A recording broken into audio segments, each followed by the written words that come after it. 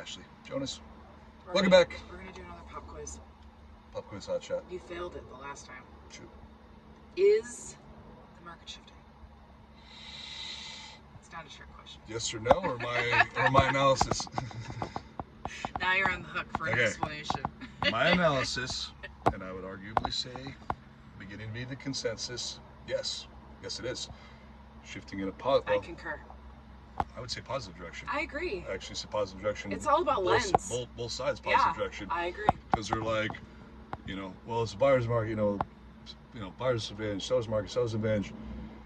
We've basically been in a buyer's market for quite a long time. Mm-hmm. Interest rates have been not great. And when we say we're shifting, I think it's going to be more favorable to both parties. Yeah. Reason being, interest rates are finally coming down, benefit to buyers. Market is stabilizing, benefit to buyers and sellers, neutral. Market is stabilizing, and prices are probably going to start, most likely, maybe not today, maybe not tomorrow, near future, very near future probably, start increasing. Yeah. So favor to sellers or buyers if you jump in early enough, kind of the front end of the train. But yeah, no, things are shifting, and this happened this past month. And anytime stuff like this happens, I'm always kind of like, well, let's wait it out. Still a little bit. What happens. You know what I mean? I don't want to be, call it too soon or too late or whatever. But yeah, about, I would say a month ago, 3-4 weeks ago, kind of overnight, but really start to feel a shift on the market. Had some of the listings that were taking longer to sell. Some of them not really getting a whole lot of showings. Others were moving just fine, humming along, and others just kind of, not so much. Well, the ones that were not so much, I've noticed a big increase, like 300+% increase in showing activity in the past like 2 to 3 weeks on multiple properties. So not just one, so not like a fluke in multiple parts of the valley, east side, west side, that sort of thing. So not just kind of an anomaly for this particular area or whatnot. What is driving that? Well, it's hard to say exactly, but there was a lot of listings that weren't selling. So in upwards of about 39%, so nearly 4 out of 10 properties were That's a lot. Were coming off market. We had stubborn sellers.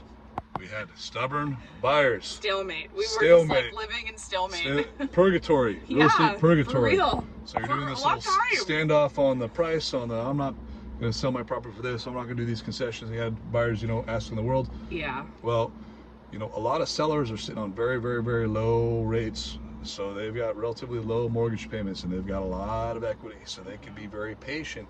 So hence the reason why the sky isn't falling, because normally when you have a big spike with the rates, it quickly drives down the pricing, and that just hasn't happened. I mean, it's softened, but it hasn't really driven it down. Buyers taking their sweet ass time, trying to muscle and that sort of thing.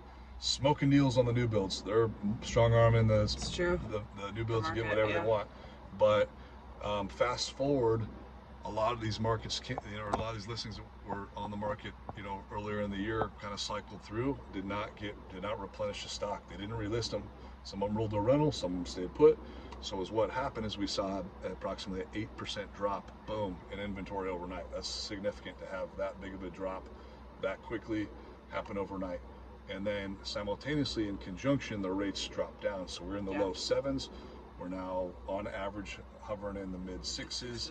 I've seen rates in the high 5s, as low as high 5s like 5.99, 6 1/8. So rates are coming down. So that created a surge with loan applications. We saw about a 28% surge in loan applications. Well, what happens when you get a loan app? Buying time, baby. Houses. Let's go look at some houses. So, you're clearly not going to have 28% out there looking, but they're at least thinking, they're getting pre-qualified. So 8% drop, 28% increase, supply and demand. What happens? So one thing I want to show is visual. We don't do a lot of visuals on this because we're usually kind of run and gun, in the car. We're stationary today. Stationary. We're not doing the fun web, screen share, fancy dancy stuff. We're old school.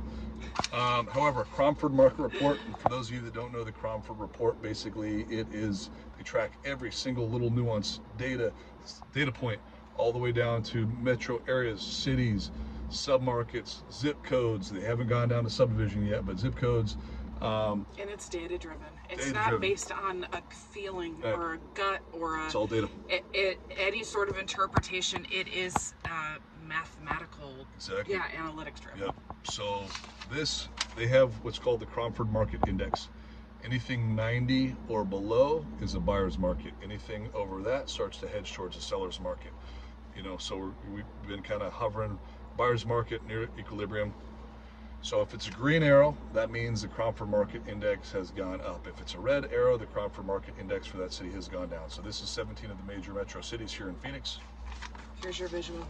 Here's your visual. All but 3 are now green, and some of them are strong. Paradise Valley jumped 37%, Fountain Hills 8%, Chandler 8%, Cave Creek 23%, Scottsdale 15%, Avondale 7%, Glendale 4%, Phoenix 3%, Mesa 4%, Gilbert 6%, Goodyear 3%, Peoria 4%, Queen Creek 3%, Buckeye 3%. The only 3 cities to have dropped: Tempe, surprise, Maricopa, 4% drop in Tempe, 1% drop in Surprise. So coming up on balance here very quickly, Maricopa, which is obviously much more of an outlying area. Tempe one kind of surprises me, but Tempe is surprising.